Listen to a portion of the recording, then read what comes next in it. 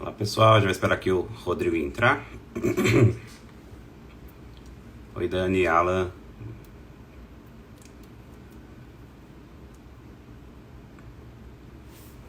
Paulita aqui também, o Rodrigão já entrou.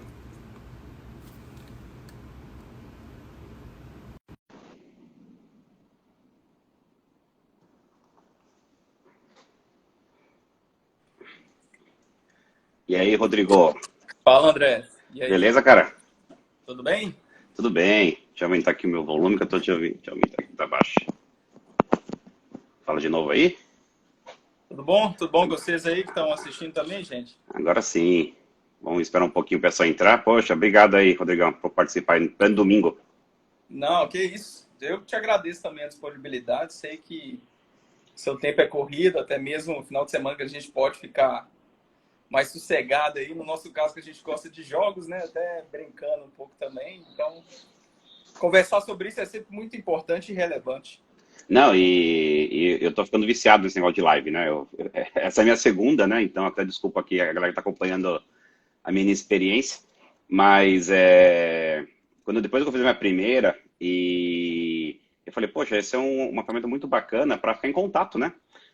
Bom, eu tô aqui nos Estados Unidos, você, Rodrigo, tá aí no Brasil, e a gente podia ter marcado um papo só entre nós, né, para falar aí dessa intersecção, né, entre o mundo de games, a parte de treinamento online, de infoproduto, e por que não fazer isso, né, de forma pública, né, e compartilhar um pouco aí do que a gente pensa dessa intersecção que existe muito, né?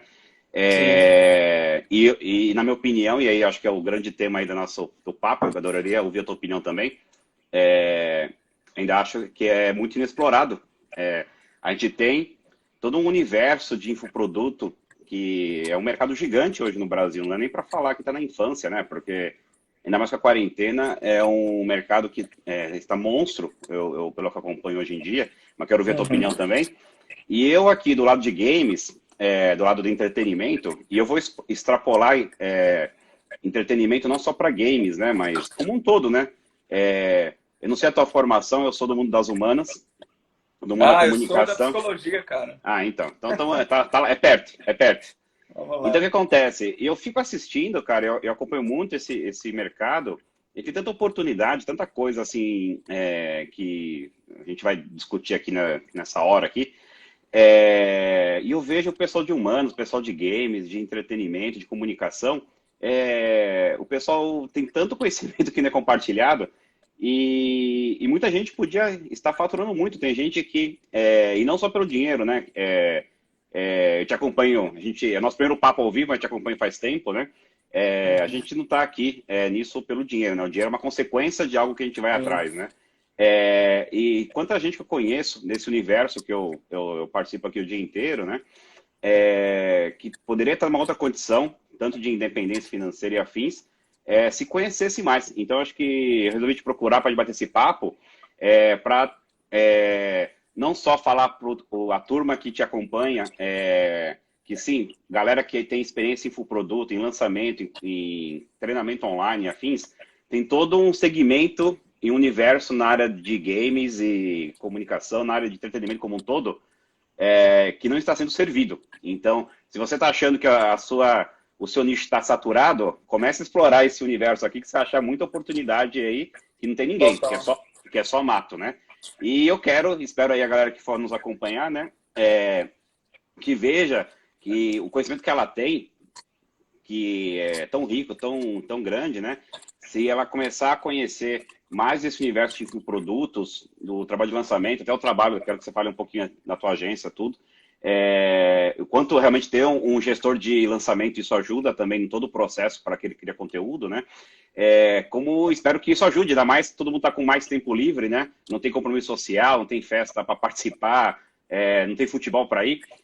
Que use ainda, né? A gente não sabe até quando vai rolar essa quarentena. Não tem mais a desculpa, né, para poder falar que não Exato, tinha tempo para então, poder tentar. exato. No fim de semana você ganha o tempo de evitar. Você tem mais tempo que não está no trânsito, não tem compromisso social no fim de semana. Então, eu acho que o momento é perfeito, né, para os dois universos, né? Quem já tem experiência com produto, entrar nesse mundo dos games e de entretenimento, Sim. e aqueles que retêm o conhecimento nesse universo, conhecer mais de lançamento de produto para poder também tirar vantagem disso, compartilhar conhecimento e ao mesmo tempo ser remunerado por isso. Mas enfim, só fiz essa longa introdução para enquanto o pessoal entrando e para explicar, mas vai lá, Rodrigo, quero saber o que você acha de tudo isso aí. Só um comentário aqui, Daniel. A gente tem o Daniel que está acompanhando aqui, comentou. O Daniel é um ex-funcionário da Webmentry que foi empreender fazendo lançamentos também, sabe? Então, legal. Ele já tinha alguns negócios, mas aí escalou e aí tá desenvolvendo. Então, o quanto que esse mercado que a gente está inserido de lançamento de curso online, ele é dinâmico e existe uma demanda por profissionais muito, muito grande, pessoas que sabem atuar com lançamento, né? Para começo de conversa, para a gente falar sobre o potencial desse mercado. Talvez quem está assistindo isso agora ou quem for assistir depois, se tiver retransmissão, para trabalhar, essa pessoa ela precisa estar condicionada a um espaço físico, precisa estar condicionada a uma série de atividades onde ela precisa se deslocar para o local e fazer o trabalho dela. Hoje eu estou no interior de Minas Gerais, em Itaiobeiras, na cidade natal da minha esposa. Eu saí de Belo Horizonte na casa onde que eu vivo há muitos anos e tudo mais, e eu mantenho o meu negócio funcionando da mesma forma como se não tivesse acontecido nada dessa questão dessa pandemia. Essa é uma das grandes maravilhas de trabalhar, em geral, com a internet, porque se você trabalha com a internet, muito provavelmente o seu trabalho vai lhe dar condições de que você exerça ele independente de onde você esteja.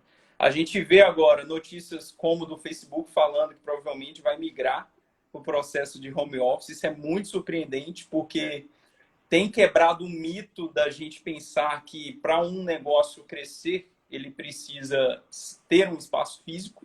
Então, atitudes como do Facebook. Aqui no Brasil, a gente teve a XP também falando isso, XP Investimentos, falando que até dezembro será home office, independente do contexto do coronavírus no Brasil, com a possibilidade de extensão disso definitivamente. Tudo isso porque são negócios da internet. E nós que estamos trabalhando com lançamento de curso online, a gente não foge a isso também. O nosso negócio ele continua do mesmo jeito. E um dos motivos eu ter interesse de falar com você também, André, é porque na minha história, para eu ter feito marketing digital, jogos tem tudo a ver com isso. Então, eu lembro lá em 1998, você que trabalha na Blizzard, cara, é muito... Chega até a ser um pouco sentimental isso aqui, que eu vou falar, porque em 1998, um dos primeiros jogos que eu aluguei foi o Diablo, uma locadora, Diablo 1. Era uma caixa grande assim, cara, tipo, muito grande, que tinha alguns conteúdos e tal. Então, eu aluguei esse jogo, instalei, joguei. E aí, com o meu irmão, eu tenho vários irmãos, tenho um irmão mais velho, e ele foi um cara que me introduziu, assim, nos jogos, né? Então, a gente começou jogando desde cedo. E quando começou a questão da internet, a gente começou a jogar online. E eu comecei a jogar MMO, RPG online também. E aí eu tive a possibilidade de aprender inglês. Então, eu sempre, desde de criança, eu estava envolvido com internet, eu gostava muito daquilo. E aí, tipo com adolescente que tinha que seguir algumas regras e eu era meio resistente a elas. Então, se eu estudasse de manhã, eu acabava acordando em umas 3, 4 horas da manhã para poder jogar. Aí saía de casa umas 6 e pouca da manhã para poder ir para o colégio. Mas assim, eu lembro dessas coisas, cara, e vejo quanto elas foram importantes para eu entender a dimensão da internet e da riqueza de possibilidades que estavam se abrindo ali para mim. E engraçado que em 2005 fui aprender um negócio que pouca gente estava fazendo no Brasil, que eu vi uma matéria na revista Veja com um cara que chamava Christian Cruel. Ele é um cara da área do poker online. O Christian joga até hoje. E tava falando que o Christian tinha ganhado maior grana, cara, com poker online. E eu tinha 17 anos. Eu vi e não acreditei. Eu falei, cara, que ganha dinheiro com poker? Nem entendo esse jogo. E pela internet, como assim? Que não deixa de ser um game também, né? Exatamente.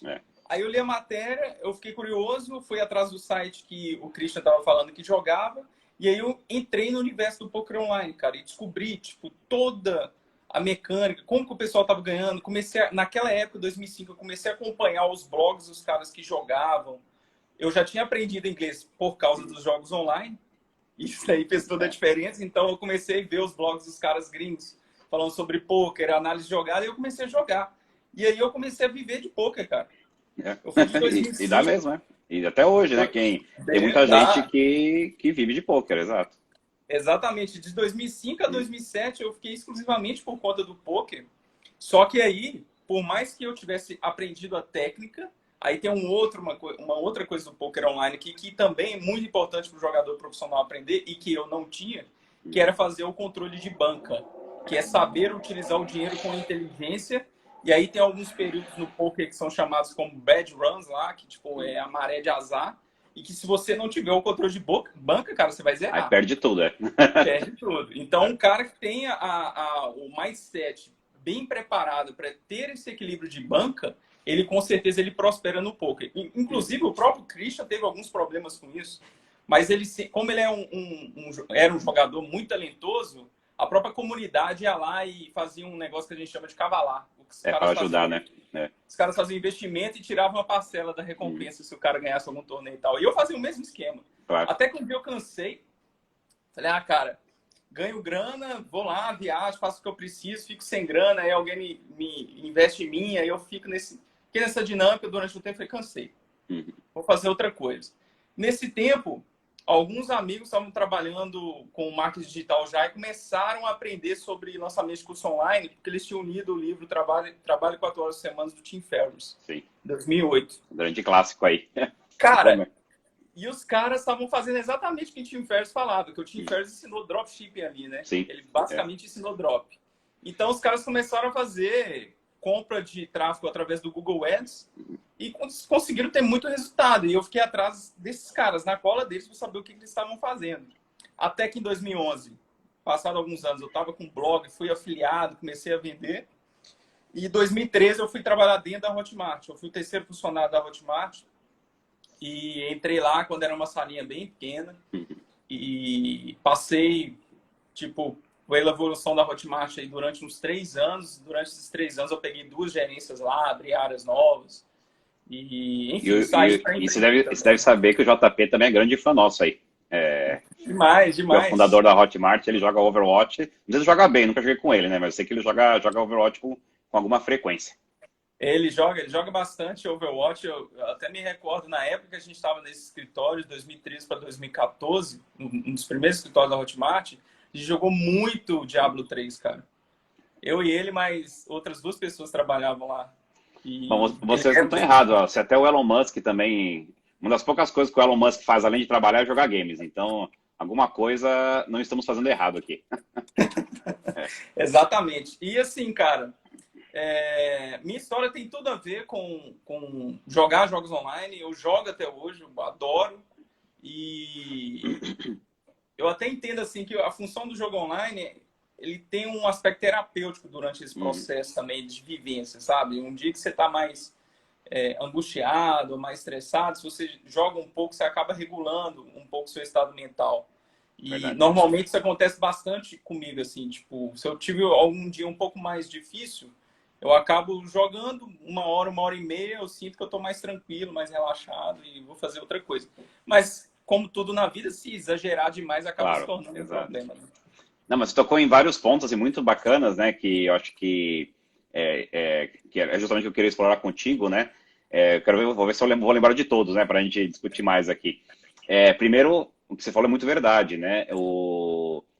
Tudo que a gente vê hoje de internet, multimídia, para quem acompanha games, toda essa lógica digital de hoje é uma lógica que já é comum para nós, né? Então, narrativas multimediáticas, narrativas não lineares, tudo isso que hoje você usa em qualquer infoproduto, né, em qualquer conteúdo digital hoje em dia, né, são modelos que quem joga games desde os anos 80, anos 90, são modelos que a gente já está acostumado, né? Então, esse é o primeiro ponto, que eu concordo plenamente. Então, por isso que é muito comum que profissionais de marketing, os melhores profissionais de marketing, comunicação e de infoproduto, muitos deles têm aí uma história, né, próxima com games, né? Claro, como você bem falou, tudo em exagero é ruim, Mas esses grandes talentos, eles acabaram vendo que eles podiam tirar muitas lições da área de games para as profissões deles, né? Tem a questão terapêutica que você falou, que eu acho que muita gente usa o game para isso, né? Tem a questão do inglês também. Quantas pessoas eu conheço, dezenas, tipo, você é mais uma, né? Que aprendeu inglês por conta, ou resolveu estudar inglês por conta de games. Eu tenho até um conhecido que foi aprender japonês por conta dos games, né? Porque ele queria jogar os jogos... Você deve lembrar que tinha jogo que só saía no Japão, né? Que era exclusivo do Japão. E ele queria jogar esses games e não entendia nada, né? Então, ele foi aprender. E hoje ele fala, né? Japonês fluente. Caramba! É brasileiro. Ele é brasileiro e fala japonês fluente. E não é de família oriental. Assim, a família dele não tem nenhuma ascendência asiática, né? Mas ele foi aprender japonês porque ele queria aprender a jogar games em japonês. Então, tem essa questão mesmo também cultural, educacional. Mas, para a galera que é da indústria e que quer fazer mais com o seu conhecimento, eu acho que quando você falou do livro do Tim Ferriss, é um conceito que quase ninguém do mundo dos games, eu arrisco a dizer que conhece bem. Realmente, e não é só questão do trabalhar 4 horas por semana, né, que ele coloca, mas eu acho que o mais importante ali é as pessoas entenderem que não tem como elas alcançarem independência financeira ou alcançar um objetivo de patrimônio se ela vende hora. E essa é uma grande conversa. Quando eu falo desse conceito com amigos meus, que eu conheço, falando especificamente de games, né, já para a gente ficar aqui no tópico, né? Cara, eu conheço amigos que são artistas super talentosos, que são referências nas suas indústrias. Eu conheço pessoas que são programadores 3D, que são engenheiros de segurança. Todos eles têm conhecimentos únicos no mercado, né? E geralmente os que trabalham na Blizzard ou trabalham em outras empresas, eles são contratados porque realmente eles são peças raras aí no mercado. E eles não conseguem entender que, enquanto eles venderem hora, eles não vão conseguir dar escala para essa troca, né? O que a gente faz? Um trabalho, a gente oferece um serviço, um conhecimento em troca de um pagamento, né? E assim é a relação trabalhista no mundo inteiro. Só que, obviamente, quando você vende horas, isso está limitado, obviamente, pela questão do dia, né? Você não consegue trabalhar mais do que as horas do dia. Aliás, não dá nem para usar a hora inteira, não dá para trabalhar 24 horas por dia, que você vai ter um treco e morrer, né? Então, esse é um conceito que eu queria que você falasse um pouquinho mais, porque é um conceito que, quando eu falo para a galera do mercado de games, eles não conhecem, eles não entendem o quanto que é importante, e aí os infoprodutos são uma ferramenta para chegar nisso, né? Como eles são importantes para você poder escalar, como você pode compartilhar o seu conhecimento de forma escalável, né? E eu também, quando eu estava no Brasil, eu lecionei muitos anos, né? Eu lecionei em Morumbi, cheguei a dar aula no Senac, na USP por muitos anos. E é uma coisa interessante, porque até o professor tradicional em si, ele não tem esse mindset, né? Ele dá aula por hora, né? Ele é pago justamente por hora a aula, né? Só que o que ele recebe é pelo trabalho dele. Ele não sabe que tem uma coisa, um outro universo que você pode fazer uma vez e receber infinitamente.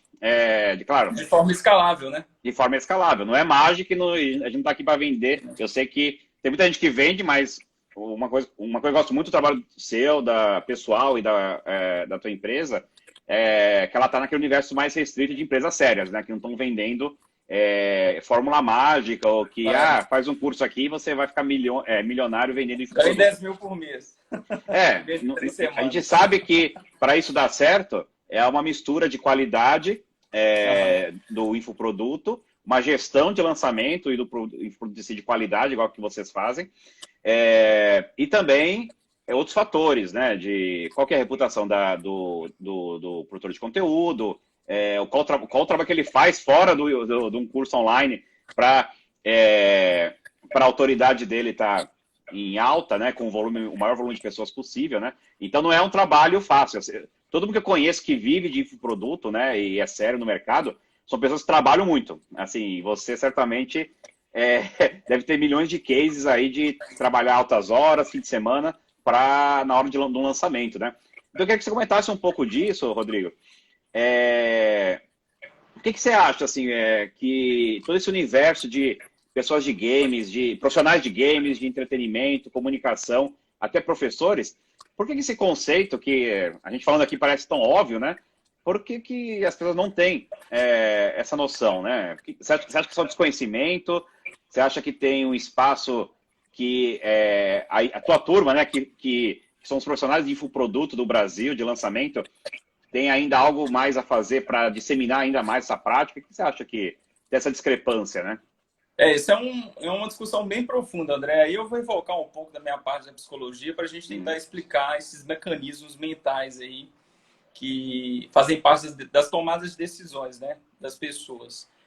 O principal ponto, nós não temos uma cultura ocidental, eu não conheço o mundo asiático, é um dos poucos lugares que eu não fui ainda, mas eu tenho muita vontade de conhecer. Eu iria este ano se não fosse a questão da pandemia. Eu tinha me programado para ir na China, no Japão, para conhecer um pouco da cultura, na vivência mesmo dessa experiência. Mas vai se apaixonar, cara. Eu já fui nos dois e no Japão eu tô assim, nossa, sonhando até hoje. E a gente que é geek vai pirar mais ainda. Mas vai lá. Cara, a nossa cultura ocidental, ela não prevê esse tipo de autonomia nas pessoas ou uma maneira de ensinar as pessoas a se relacionarem melhor com o risco. A gente tem uma programação quase que inata de buscar sempre a segurança no que a gente faz. E empreender, principalmente no Brasil, tem a ver com assumir riscos, né? Exato. Então, se você toma uma decisão de abrir uma empresa no Brasil, diante de todas as dificuldades que a gente tem aqui dentro, você está assumindo bastante risco e que pode ter consequências ruins. Nem sempre a história é bonita. Então, tem muita gente que abre empresa, que acaba fechando, centenas de milhares de reais em dívida e por aí vai. Então, empreender aqui no Brasil é difícil. A gente não tem uma cultura voltada para assumir riscos, para fazer coisas de maneira totalmente independente, que seja exclusiva de você. Eu imagino que nos Estados Unidos tem algo parecido também. E é engraçado porque boa parte dos empreendedores que eu conheço, eles tiveram histórias de vidas complicadas, difíceis. São pouquíssimos empreendedores que tiveram uma certa estabilidade financeira e mesmo os que tiveram uma certa estabilidade financeira tiveram que lidar com um conflito de empreender do ponto de vista familiar, de expectativa de pais, de amigos e tudo mais, e o cara teve que quebrar um pouco esse ciclo que é o manual, né? Que a gente nasce instalado, que é tipo graduar, procurar ou um concurso público ou um emprego muito bom e se o cara não estiver fazendo isso, ele é muito maluco. O que ele está fazendo da vida dele? Então, tem a ver com essa questão de risco. E a gente tem que fazer uma auto-reflexão, porque é o seguinte, essa necessidade que a gente tem de buscar por segurança, ela é algo intrinsecamente ligado à nossa capacidade de imaginação e fantasia. Porque não existe essa segurança total. Coisas podem acontecer, como aconteceu agora, que balançou agora, o mundo. Né? Até os negócios, indivíduos que se achavam mais protegidos, seguros, em blindados, tomaram uma rasteira, né? Sacou? Então, assim, segurança, cara, essa necessidade é uma questão psicológica, porque segurança total, ela não existe. O que existe é você tomar decisões de maneira equilibrada, tentando evitar que problemas aconteçam. Mas que por mais que você tente evitar, problemas podem acontecer. Nada está sob controle.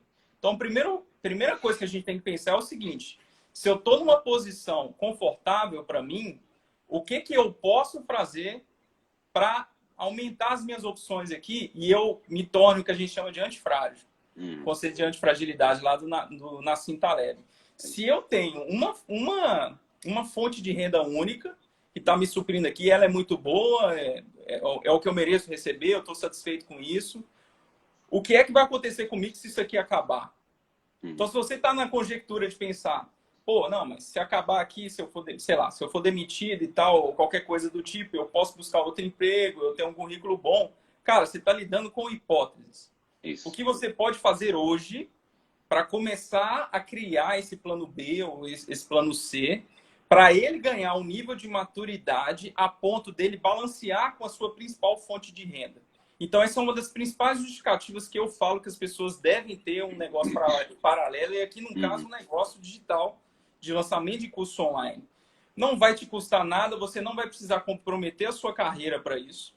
Sim. Você não vai precisar se expor ao risco máximo do tipo, tô por conta disso, porque você vai construir esse negócio aos poucos, e à medida que ele for crescendo, você vai ter mais autonomia para tomar sua decisão, se você quer abandonar seu emprego ou se você quiser fazer online. Isso aconteceu exatamente comigo, André.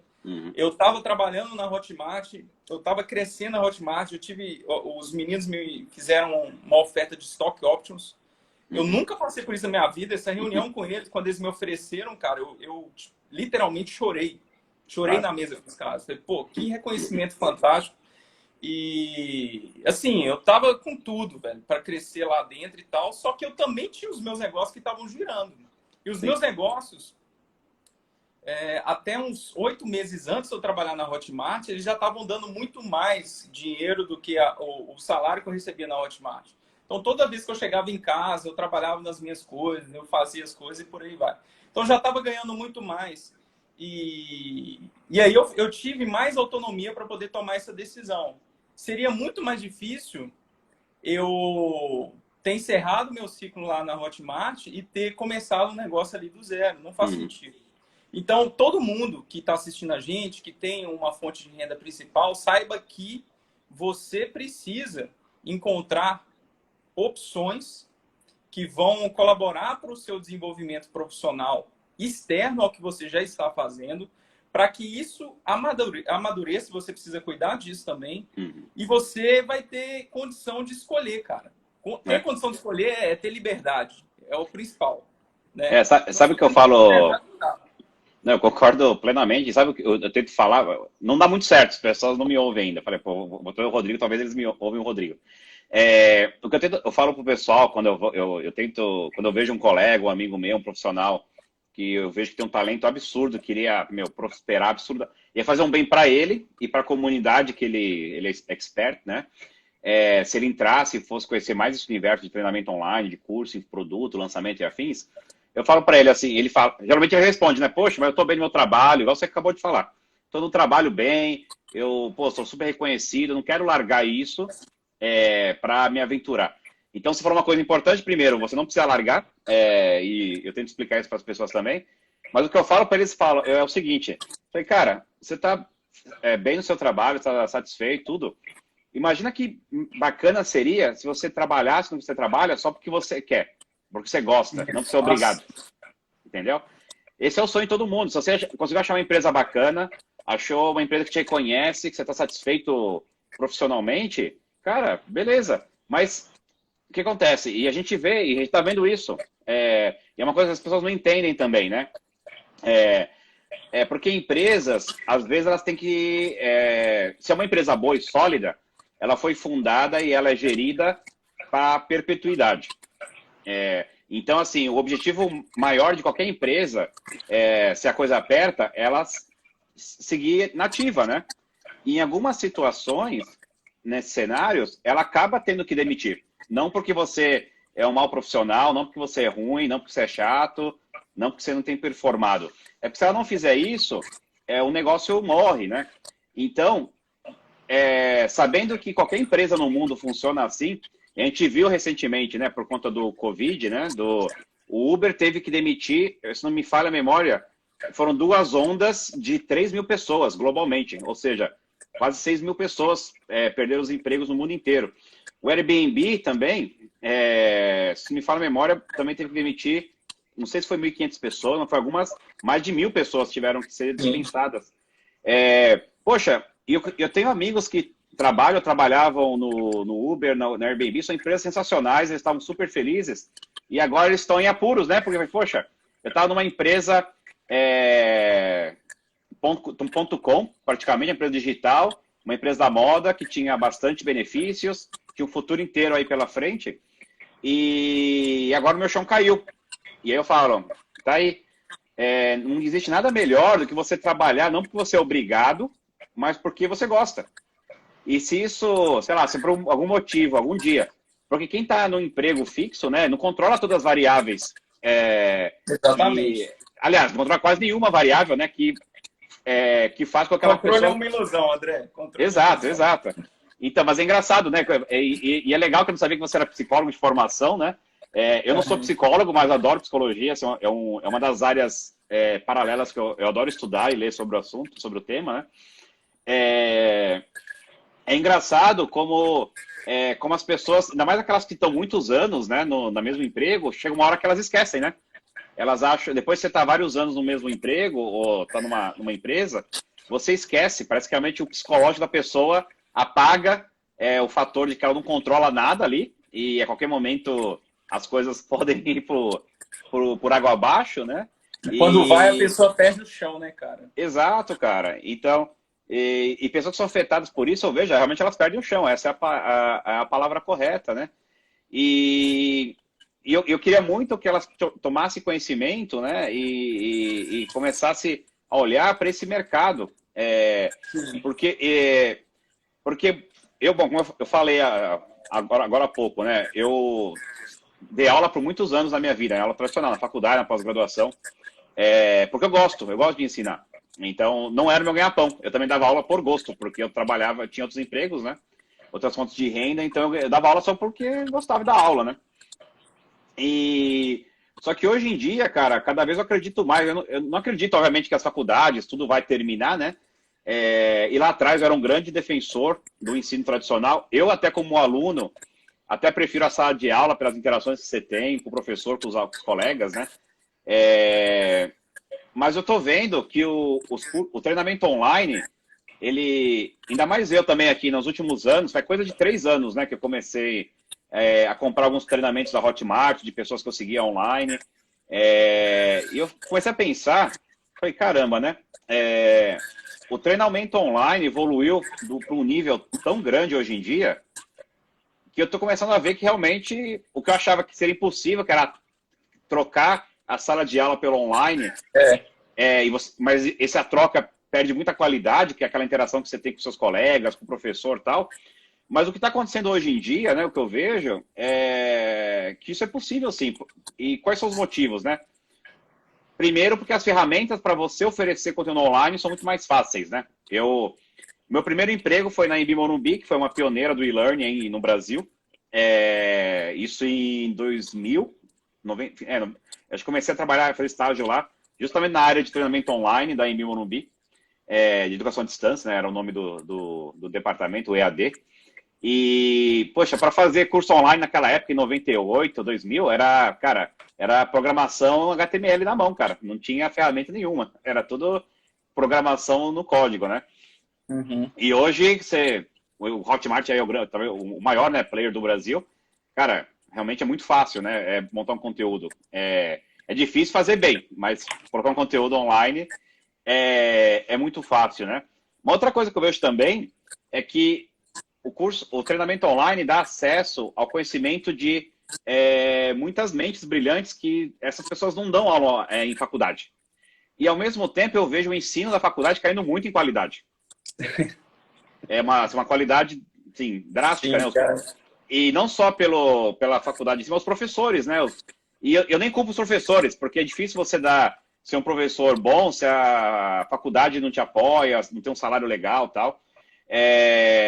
Então, isso acaba alimentando um ciclo que está levando, eu vejo o ensino tradicional num ciclo de decadência, de qualidade, e eu estou vendo o digital online caindo num ciclo de ascendência, né? Que já está há vários anos já. Mas o que eu mais gosto do treinamento online é como você tem acesso ao melhor do mercado, né? Para aqueles que se dispõem a fazer treinamento online. Sim. E outra coisa, né? O jeito que é feito hoje é muito mais bacana, né? Ou seja, antigamente também, o MIT, quando começou a colocar as aulas deles online, era uma gravação, era uma câmera parada e 1 hora de aula. E assistir aquilo no computador, cara, era muito chato, cara. Era muito chato. O Tô jeito bem que é feito... imaginando. Hoje que é feito hoje em estúdio, com vídeos curtos, né? Geralmente são vídeos curtos em vários capítulos, cara, é muito prazeroso, né? Aprender. E o último fator é realmente que hoje o mercado de qualquer área, né, cara, é tão rápido e dinâmico que a faculdade já não dava conta. Eu me formei em 2001. Naquela época, já se falava de como a faculdade não acompanhava o dinamismo do mercado de comunicação, no caso da minha área, né? Hoje em dia, cara, quem está estudando hoje está aprendendo coisas que já eram, né, cara? O ciclo está muito dinâmico. Então eu vejo que o treinamento online permite pessoas, assim, os melhores da área, compartilhar o conhecimento com mais gente, em escala, ou seja, esse cara não precisa largar o emprego, largar a arte dele, a programação, enfim, o que ele faz para dar certo, né? E o terceiro, que você consegue produzir conteúdos, né? Que estão tão aí frescos, né? Sei lá, se o próprio Taleb, né? Que ficou famoso no Brasil, coisa do quê? Uns 3 anos, que tu começou a citar a questão da antifragilidade e tudo, né? Poxa, até isso ser incorporado na faculdade, cara, demora. Isso aí, antifragilidade deveria ser ensinado no pré-primário, né, cara? Exato, tinha que estar, se a molecada lá no ensino fundamental já lesse o Taleb, já ia fazer o cara virar outra coisa aí Exatamente. Mas, cara, eu tenho uma resposta boa para esse cenário que você trouxe em relação a colegas profissionais que têm uma certa resistência com vender conhecimento através da internet, fazendo curso online e afins.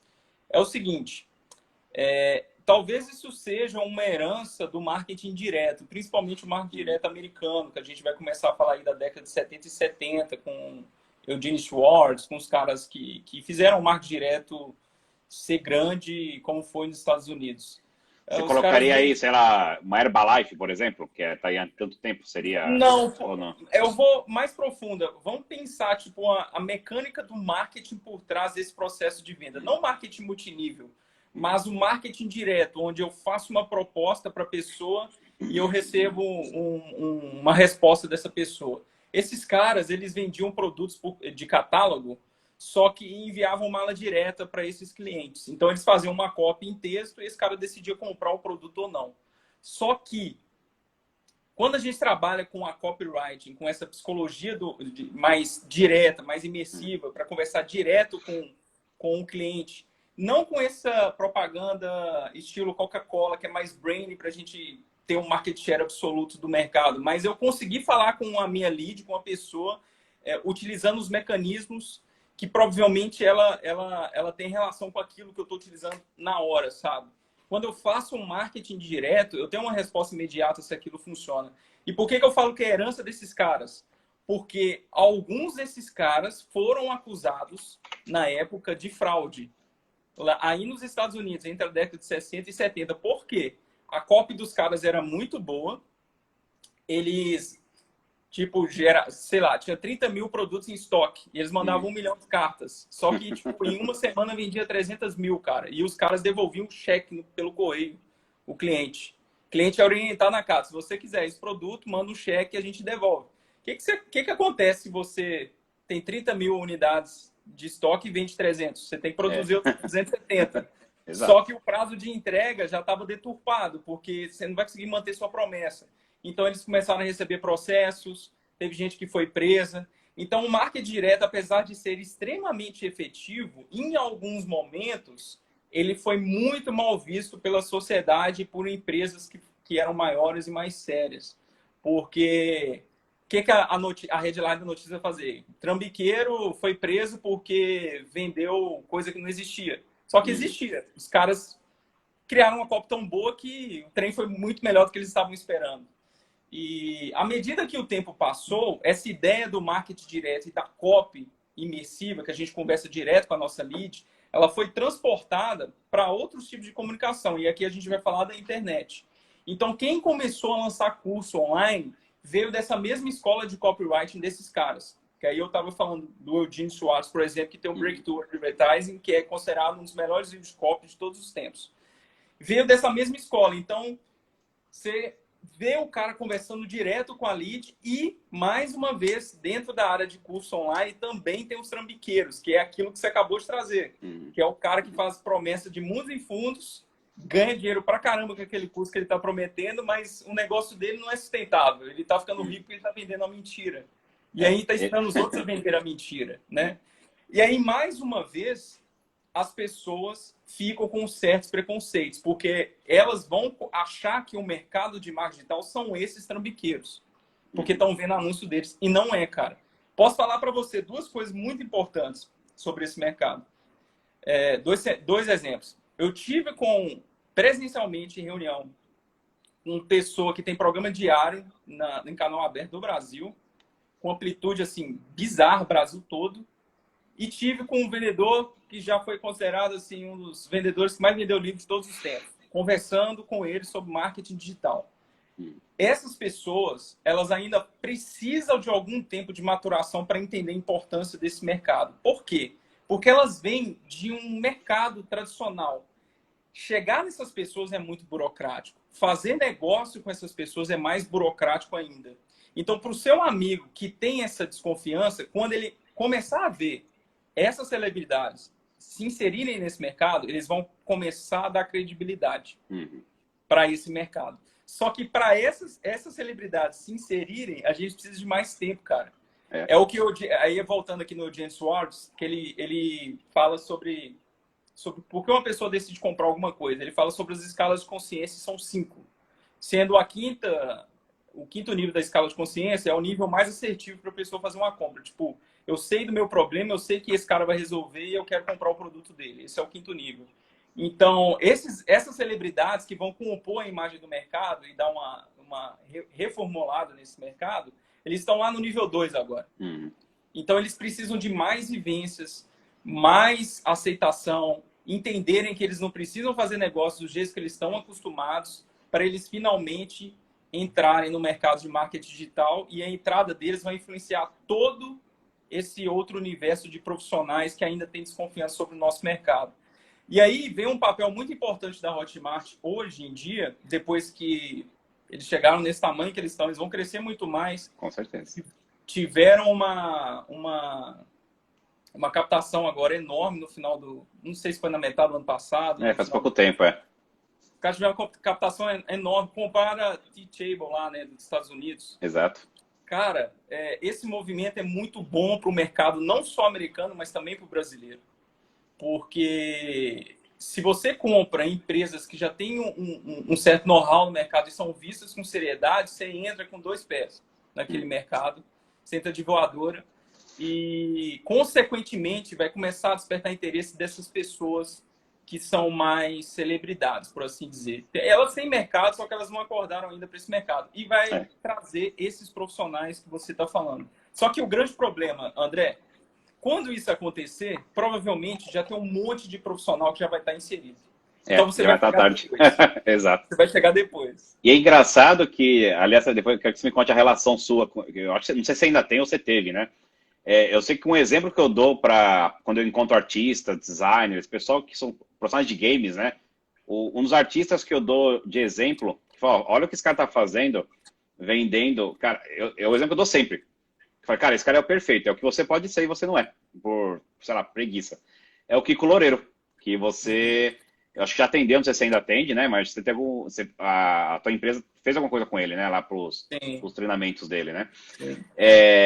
Mas eu dou ele como exemplo, por quê? Porque ele tem, eu faço paralelo, ele tem a profissão dele, né? Que é ser músico do Megadeth, no momento, né? Esse é o emprego dele. Cara, mas ele tem lá, ao mesmo tempo, por exemplo, se o Dave Mustaine manda ele embora amanhã, ele tem lá... Tranquilo.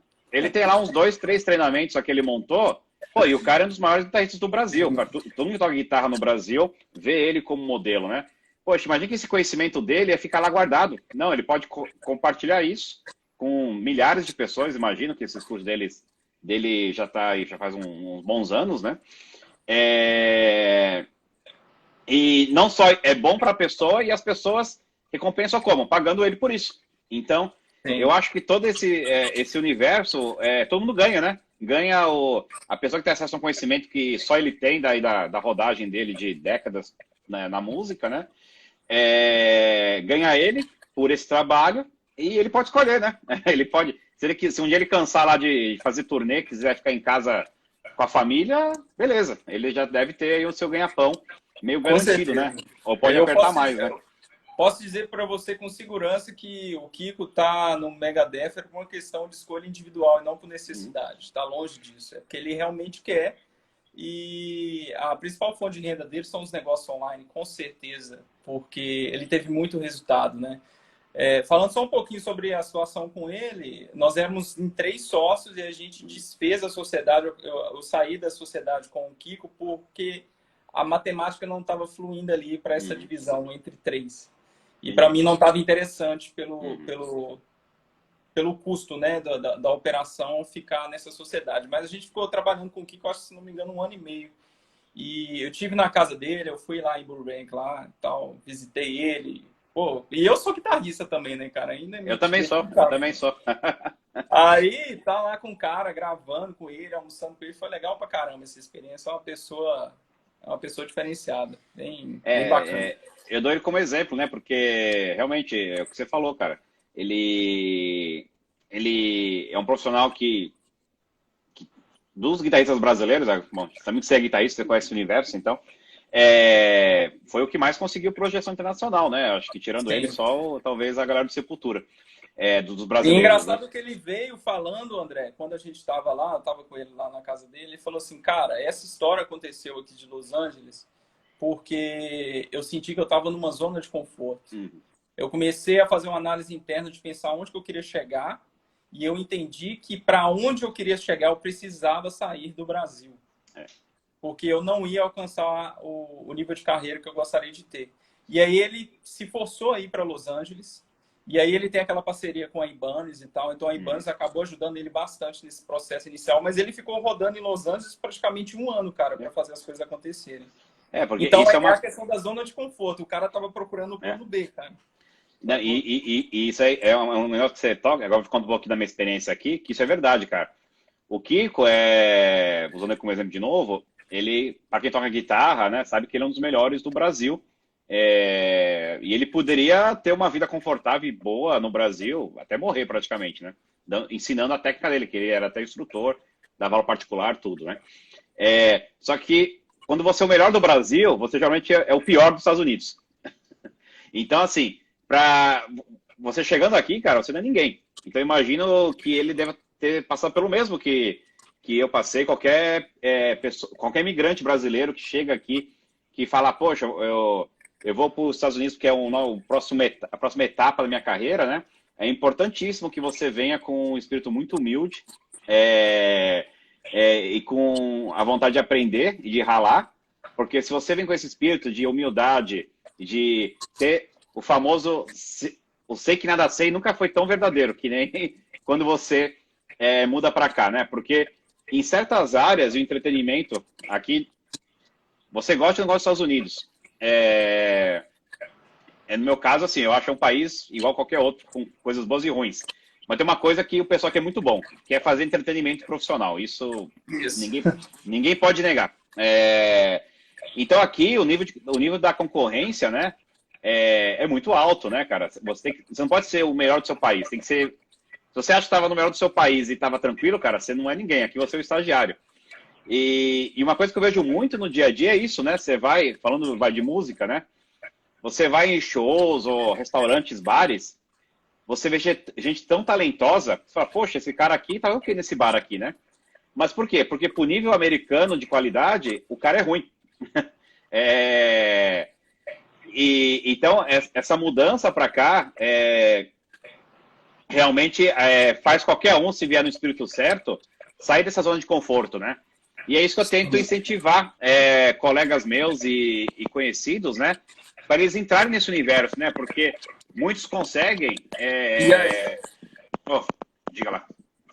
E aí, voltando sobre essa questão da zona de conforto, e para as pessoas elas não esperarem as celebridades finalmente se envolverem nesse mercado, porque quando elas se envolverem, boa parte dos profissionais de excelência que não tem esse nível de relevância já estarão inseridos. Agora é um ótimo momento. É engraçado que eu ouço isso, tipo, sobre saturação e tudo mais. Há 10 anos. Desde 2013, quando eu estava na Hotmart, eu falava, não vou lançar um curso porque já tem. Cara, não tem. Tipo, você tem a sua dinâmica, você tem a sua história de vida, a sua forma de fazer o seu trabalho, a sua arte. Isso é único. Isso é seu. Ninguém pode tirar de você. E alguém vai querer aprender com você. Aí, falando sobre isso, cara, sobre possibilidades de entrada, vou falar só um pouquinho sobre mercado de games. Eu queria que você falasse um pouquinho mesmo, porque vamos supor que a galera que está acompanhando tem um cara que se convenceu no nosso discurso de vendedor aqui e fala, puta, quero fazer. Acabando essa live, vou fazer. O que o cara tem que fazer? Qual que seria o melhor caminho aí? Primeiro, tem vários setores do mercado de games que a gente pode falar um pouco. Primeiro, eu vou falar sobre os jogadores. Velho, esses caras, eles já são acostumados com a internet, eles estão vivendo aí da internet, realizando o sonho de jogar, e estão, assim, de olhos fechados para o que está acontecendo do ponto de vista de ensino desses jogos para a base deles, para a comunidade deles. Os caras estão comendo muita bola, velho. Então, a gente pode falar todos. Eu tenho um caso para te contar dessa área, eu vou te contar no final. Continue. Cara, a gente pode falar de todos os jogos competitivos. Esses caras têm um exército de comunidade, eles não estão vendendo nada para esses caras. Isso é loucura. Só que é pior, eles dependem do japonês da plataforma. Ou seja, o Twitch, YouTube e afins. Twitch, os donates e tal. Aí os caras mudam o algoritmo lá, a renda dele, que era de dezenas de milhares, cai para zero e ele... E aí, o que aconteceu? Cara, o meu irmão mais novo, a gente ensinou ele a jogar Dota desde pequenininho, né? Então, foi bom, hein? O cara joga Dota desde os 9 anos, ele virou profissional de Dota. Pô, que legal. E de 1 ano e meio, 2 anos pra cá, eu passei muita coisa para ele de marketing digital e hoje o cara, ele tem uma espécie de curso que ele fez, que ele vende para a base dele, ele é streamer profissional e tal, e ele dá um coach de R$300 a hora, velho. E o pouco que ele aprendeu, só um pouquinho que ele aprendeu, ele executou, e aí é um moleque aí de 21 anos que tá, tipo, faturando muito mais que salário de executivo no Brasil, sabe? E certamente ele ainda não tem os milhares de seguidores que muitos dessa área de esportes têm, imagino, né? E monetiza. O Dota é bem restrito, você sabe, né? Então a comunidade, a base é menor, mas mesmo assim já garante uma renda para ele excepcional. Então a gente tem uma infinidade de jogos competitivos que tem muita base querendo aprender como esses caras jogam e como eles, tipo, evoluíram para eles se tornarem profissionais e não tem ninguém ensinando. Do ponto de vista técnico, por exemplo, design gráfico específico para jogos. Cara, eu conheço uma pancada de design que queria saber como que entra nesse universo de jogos. Para que direcionamento ele tem que ter a carreira dele, para que tipo de desenho técnico ele tem que fazer. Não tem ninguém falando a respeito disso. Então, tem tantas áreas na área de jogos, velho, que estão inexploradas para essa coisa de curso online e que quem começar a fazer primeiro, entendendo um pouquinho de como funciona o mecânico marketing digital, vai dar certo. Putz. Eu vou contar aqui uns exemplos reais, porque a gente vai dar quase a marca de 1 hora e a gente vai ser quicado daqui a pouco pelo Instagram. Porque a gente só pode fazer 60 minutos de live, né? Isso que eu descobri, não sei se é verdade. Que eu sou noob ainda, como eu falei. Mas, cara, isso é muito real. Então, eu vou dar um exemplo final aqui. Hoje tem muito... Principalmente a Blizzard, né? A gente tem muito fansite, né? Pessoas que são fãs profissionais, digamos. E qual que é o sonho de qualquer fã de site? É ele viver da paixão dele. Igual o seu irmão tá vivendo da paixão dele, que é jogar. E conseguiu criar uma profissão em torno disso, né? Essas pessoas são fãs. Eles ensinam você a passar no jogo melhor. Ensinam você a passar no jogo mais rápido. Cara, e eles não entendem. E quando eu falo, eles não acreditam. Que tem gente hoje disposta a pagar, sim. Uns pagam 50, pagam 100, podem pagar 1.000. Mas as pessoas estão dispostas a ter atalhos. Porque, assim, todo mundo quer o jeito mais fácil, né? Então, se você vende atalho para alguma coisa, cara, você fatalmente vai ganhar. Vai ter alguém no mundo online que vai te pagar para isso. Então, a gente falou muito aqui dos profissionais de games, né? Mas a comunidade de youtubers, influenciadores, cara, e é conselho meu para você, Rodrigo. Se você entrar e atrás desse povo aí, cara, tem tanta gente com uma base gigante, tem já autoridade, tem milhões de seguidores e o cara não monetiza nada. Eu fico até triste assim quando eu vejo as situações aí. Aí a gente entra numa outra discussão também, que é a diferença entre um expert e um influencer. Que aí a gente tem que tomar cuidado também. Porque tem muita influência que tem audiência, mas não é expert, e tem um expert que não tem Então, audiência. Exato. O ideal é a gente pegar um expert que tem audiência, e ele é um cara meio que preparado para fazer um tipo de lançamento.